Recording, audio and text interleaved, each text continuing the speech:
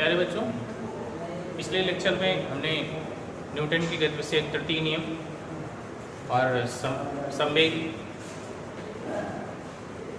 परिवर्तन की दर बल के बराबर होती है, इस टॉपिक का अध्ययन किया था। आज के वीडियो में हम जो है रेखीय संवेग आप पिछले लेक्चर में भी पढ़ चुके हैं। रेखीय संवेग और रेखीय संवेग संरक्षण के नियम का अध्ययन करेंगे। तो रेखीय संवेग जानते हैं क्या होता है? चलिए जानते हैं कि रेखीय संवेग होता क्या है। पीछे संवेग पढ़ाया गया है। रेखीय संवेग यही है कि किसी वस्तु के द्रव्यमान तथा उसके रेखीय वेग का गुणनफल उस वस्तु का रेखीय संवेग कहलाता है। किसी वस्तु का द्रव्यमान m है और मान लेते हैं उसका रेखीय वेग v है, m और v का गुणनफल उस वस्तु का रेखीय संवेग कहलाता है। इसे p से प्रदर्शित करते हैं। किसी वस्तु के द्रव्यमान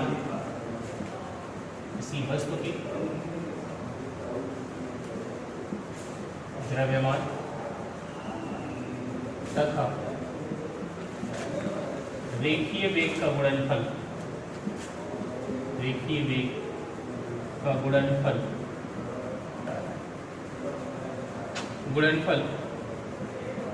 रेखीय संवेग कहलाता है।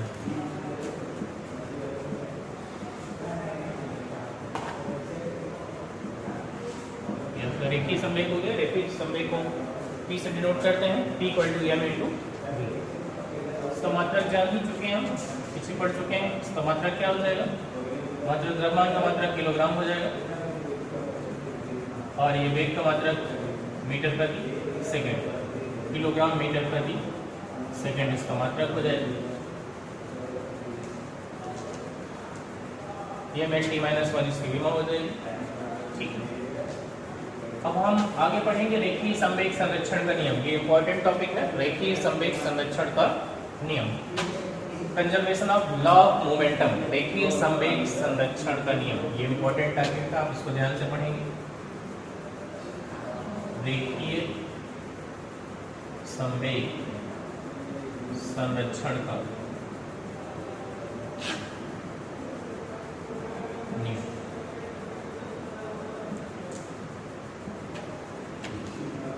Law of conservation of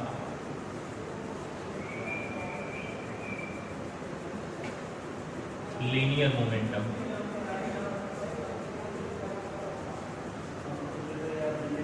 law of conservation of linear momentum, रेखीय संवेग संरक्षण। इस नियम के अनुसार यदि किसी निकाय पर बाह्य बल कोई बाह्य बल कार्य ना कर रहा हो, उस निकाय का रेखीय संवेग संरक्षित रहता है, अर्थात नियत रहता है। मतलब बाह्य बल की अनुपस्थिति में किसी निकाय का रेखीय संवेग नियत रहता है। इस नियम के अनुसार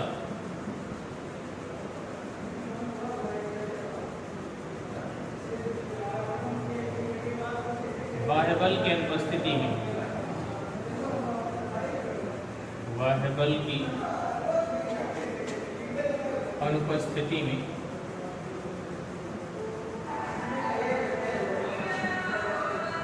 किसी निकाय का रेखीय संवेग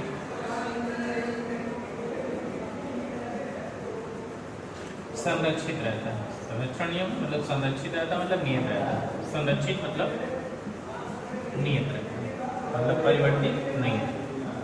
यही रेखीय संवेग संरक्षण का नियम है। बाह्य बल की अनुपस्थिति में किसी निकाय का रेखीय संवेग संरक्षित रहता है, नियत रहता है। चलिए इसका प्रूफ देख लेते हैं। उत्पत्ति, चलिए इसकी उत्पत्ति देख लेते हैं।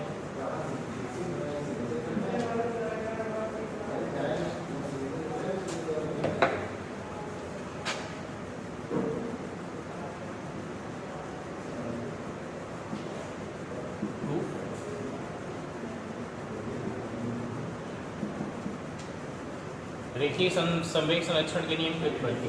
एक कण के निकाय के लिए, एक कण के निकाय के लिए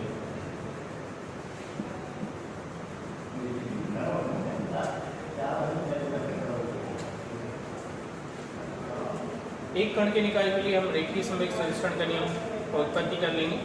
मान लेते हैं कोई कण, मान लेते हैं कोई कण, मान लेते हैं किसी कण पर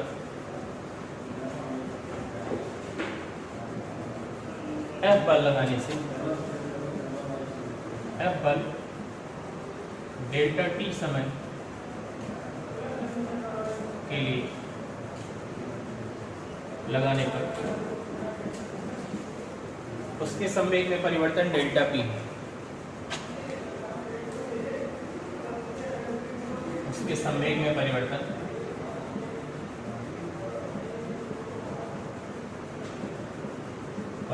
मान लेते हैं कितना, डेल्टा p हो जाता है। मान लेते हैं किसी कण पर यह बल लगाते हैं डेल्टा t समय के लिए, उसके संवेग में परिवर्तन क्या हो जाता है, डेल्टा p हो जाता है। न्यूटन के गति से द्वितीय नियम से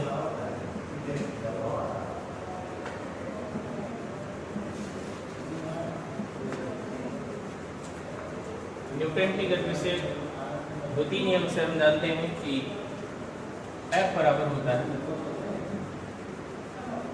F बराबर क्या होता है, delta p upon delta t।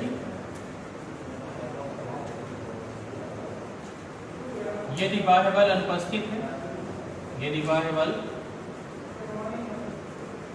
अनुपस्थित है मतलब बाह्य बल F बराबर क्या हो जाएगा, 0 हो जाएगा। तो हम लिख सकते हैं then delta p upon delta t equal to 0 हो जाएगा।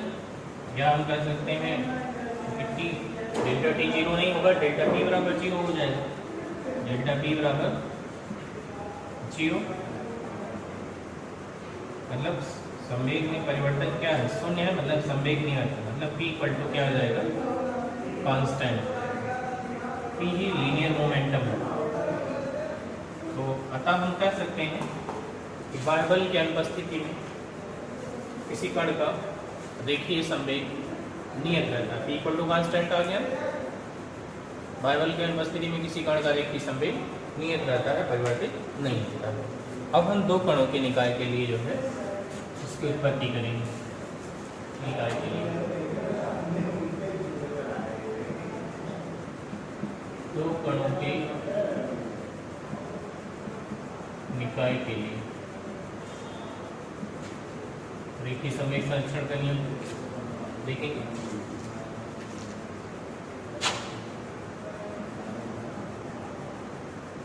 माना दो कण है,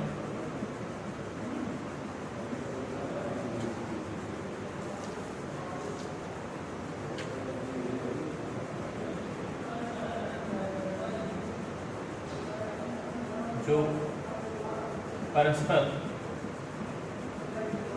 अन्योन्य क्रिया के फलस्वरूप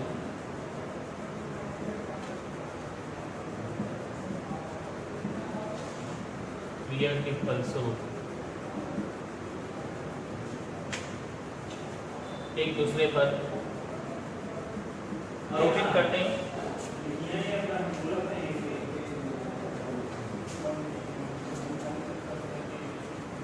माना पहले कण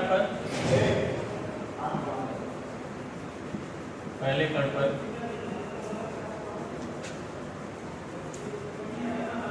दूसरे कण द्वारा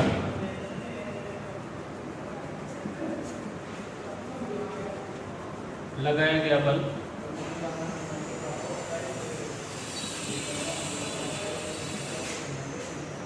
F12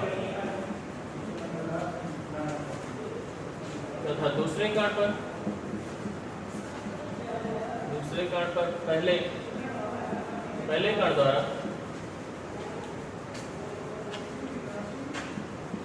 लगाया गया बल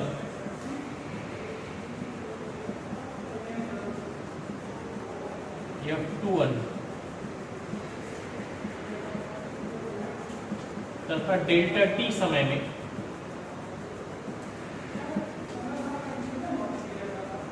इन कणों के संवेग में परिवर्तन, इन कणों के संवेग में परिवर्तन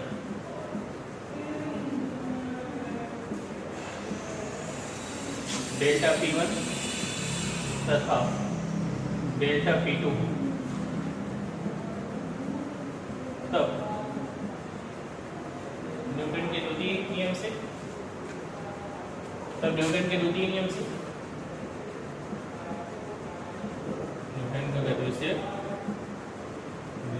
से क्या हो जाएगा, F12 बराबर हो जाएगा delta P1 upon delta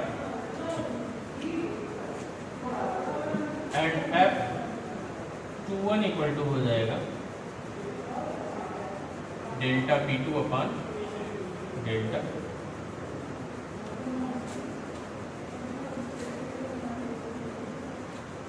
Newton के तृतीय नियम से हम जानते हैं कि न्यूटन के तृतीय नियम से हम जानते हैं कि F12 बराबर होता है माइनस F21।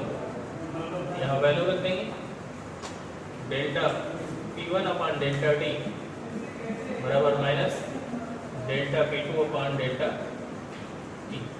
इसको इधर ले आएंगे, ये हो जाएगा delta P1 plus delta P1 upon delta T plus delta P2 upon delta T बराबर ये क्या हो जाएगा, 0 हो जाएगा।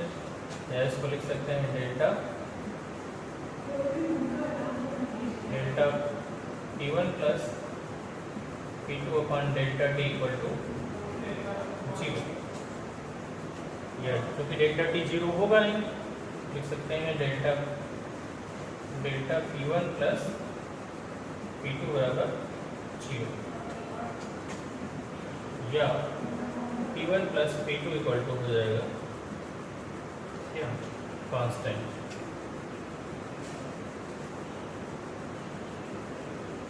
अर्थात दो कणों की निकाय पर कोई बल अगर कार्य ना कर रहा हो, कणों की निकाय का रेखीय संवेग P1 plus P2 equal to constant रहता है। अब हम पढ़ेंगे संवेग संरक्षण के नियम से न्यूटन के तृतीय नियम की उत्पत्ति। संवेग संरक्षण के नियम से संवेग संरक्षण के नियम से न्यूटन के तृतीय नियम की उत्पत्ति। तृतीय नियम की उत्पत्ति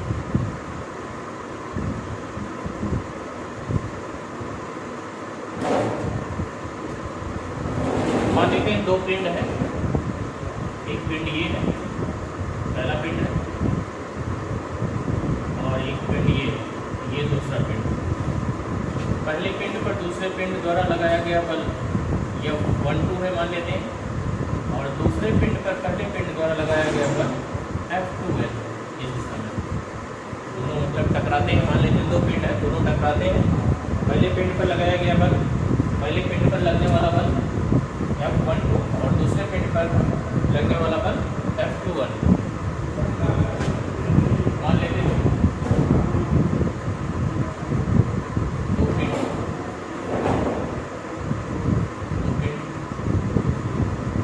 टकराते हैं।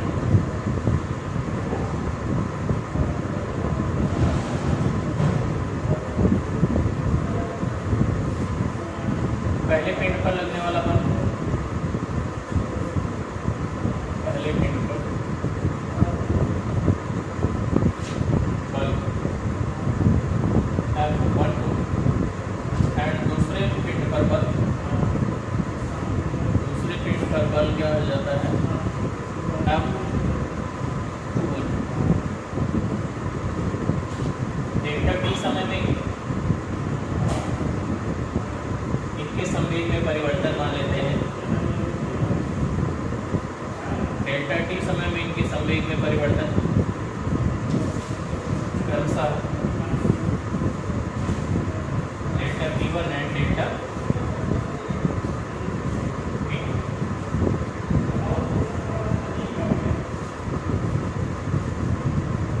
न्यूटन के द्वितीय नियम से हम जानते हैं, न्यूटन के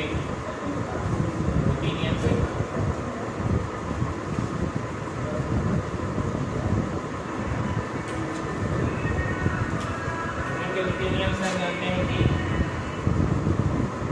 F12 बराबर delta P upon delta P1 upon delta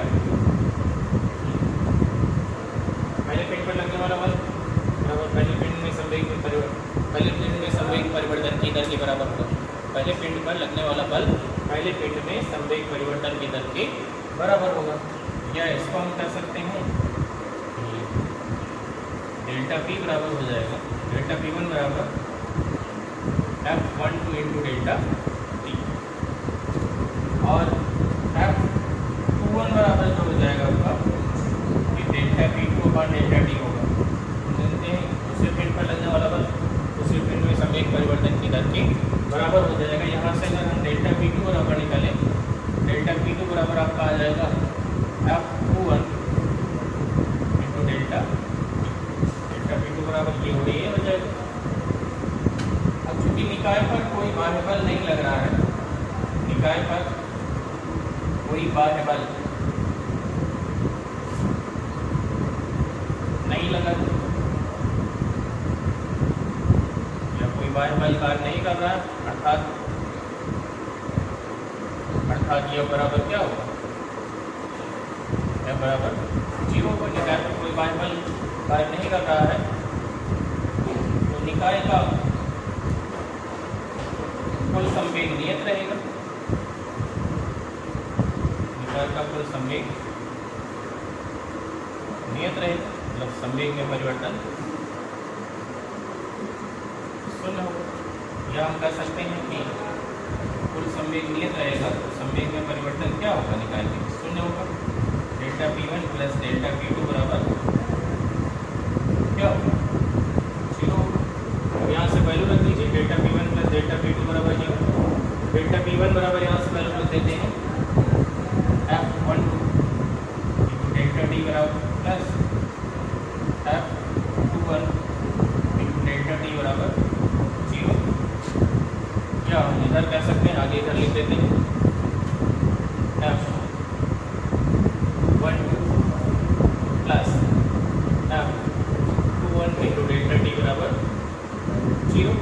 क्योंकि दोनों का मल्टीप्लिकेशन 0 है, डेल्टा T को 0 हो लगा नहीं, इसलिए F12 प्लस F21 बराबर 0 या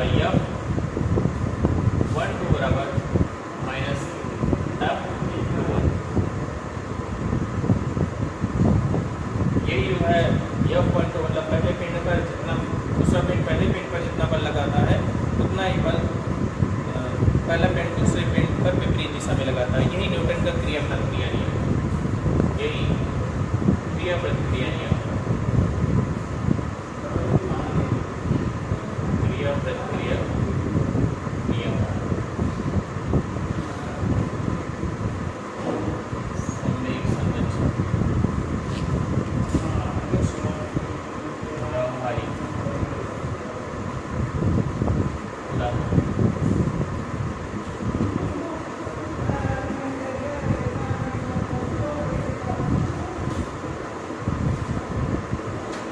पहला उदाहरण ये बंदूक से गोली दागने वाला, बंदूक से गोली दागने पर बंदूक का पीछे की तरफ धक्का देना, बंदूक का पीछे की तरफ झटका देना या परिक्षेप होना। पहले ही जैसे बंदूक को हम शुरू में क्या होता है, बंदूक और गोली विरामावस्था में रहते हैं। जब बंदूक से गोली हम फायर करते हैं क्या होता है, गोली आगे की तरफ जाती है। गोली का जो संवेग होता है क्योंकि उस पर निकाय पर कोई बाह्य बल मतलब कार्य कर नहीं रहा है तो द्रव्यमान और वेग का गुणनफल जो गोली मतलब आगे की तरफ जाने पर उसके जो रेखीय संवेग होता है उतने ही संवेग से क्या होता है, उतने ही संवेग से जो है गोली बंदूक पर पीछे की तरफ मतलब बल लगाती है। मतलब आगे की तरफ का संवेग और पीछे की तरफ के संवेग के बराबर होता है, इसलिए वो पीछे की तरफ क्या होती है, गोली पीछे की तरफ उतना ही संवेग लगाती है, मतलब इसलिए बंदूक को क्या करती है, झटका देती है। इस पूरी प्रक्रिया में जो है निकाय का रेखीय संवेग, निकाय का संवेग क्या रहता है, संरक्षित रहता है, नियत रहता है, परिवर्तित नहीं होता, क्योंकि बाह्य बल कार्य नहीं कर रहा है। बाह्य बल कार्य नहीं कर रहा है मतलब गोली का संवेग बराबर बंदूक का संवेग, मतलब पीछे की तरफ उतना ही संवेग है, विपरीत दिशा में संवेग में परिवर्तन क्या होगा, शून्य होगा। दूसरा उदाहरण हम देख सकते हैं, जैसे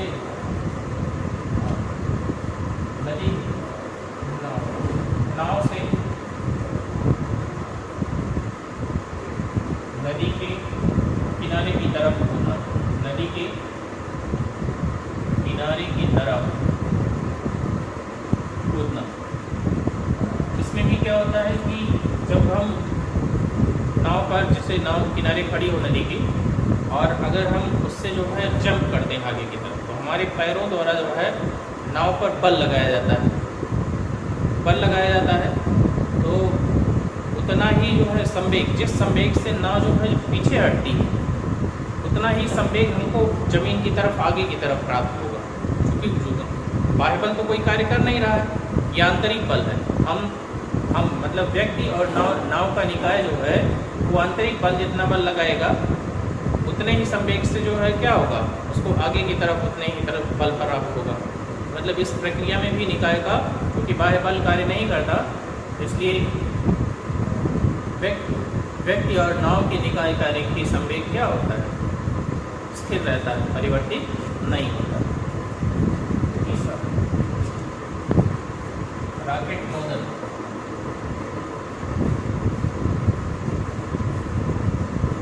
रॉकेट मोशन सिद्धांत देख सकते हैं। रॉकेट जब शुरू में मतलब ऊपर की तरफ जाता है, तो रॉकेट में ईंधन भरा होता है, ईंधन और गैसों का मिश्रण। जब वो मतलब चलता है तो नीचे की तरफ गैसें बहुत तीव्र गति से निकलती हैं। द्रव्यमान और वेग का गुणनफल मतलब संवेग, चूँकि मतलब निकाय, इसमें भी निकाय पर कोई बाह्य बल कार्य नहीं कर रहा होता, तो द्रव्यमान का वेग और गुणनफल, जितने संवेग से नीचे की तरफ गैसें निकलती हैं, उतना ही संवेग जो है वो विपरीत दिशा में क्या होता है, रॉकेट को प्राप्त होता है। जितना संवेग से नीचे की तरफ गैसें निकलती हैं, उतना ही संवेग से जो है गैसें रॉकेट पर ऊपर की तरफ बल लगाती हैं, और रॉकेट ऊपर की तरफ उठता जाता है। तो निकाय, इस प्रक्रिया में भी निकाय का संवेग क्या रहता है, संरक्षित रहता है, कोई परिवर्तन नहीं। और भी ढेर सारे उदाहरण हैं। अब हम संगामी बलों के संतुलन के बारे में अध्ययन करेंगे। पहले जान लेते हैं संगामी बल क्या होता है। संगामी मतलब एक ही बिंदु से होकर जाने वाले बल। जैसे संगामी बल मतलब जैसे किसी बिंदु पर दो या दो से अधिक बल एक साथ कार्य कर रहे हैं, उन बलों को क्या कहते हैं, संगामी बल कहते हैं। संगामी मतलब एक बिंदु से होकर जाने वाले। अगर किसी बिंदु पर दो या दो से अधिक बल एक साथ कार्य कर रहे हों, उन बलों को संगामी बल कहा जाता है।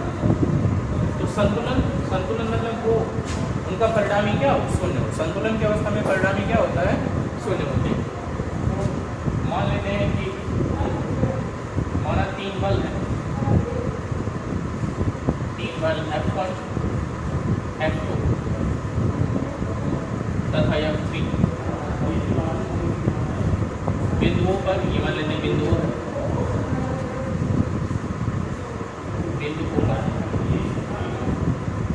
कार्यरत, मान लेते हैं तीनों बल है संगामी मतलब बिंदुओं पर कार्यरत है, मतलब ये संगामी बल भी। मान लेते हैं ये बल F1 बल, और इधर मान लेते हैं F2 बल, ये F2, और तीसरा बल है F3। एक ही बिंदु से जा रहे हैं ये तीनों बल, इसलिए इन बलों को संगामी बल कहा जाएगा। इनका परिणामी बल क्या होगा, इन बलों का परिणामी जो है, इन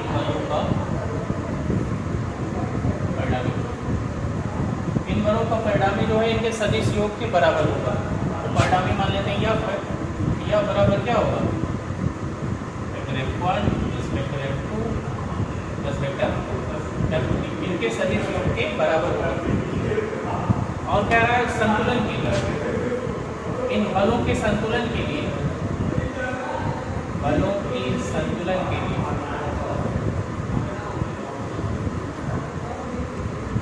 परिणामी बल क्या होना चाहिए, परिणामी बल शून्य होना चाहिए।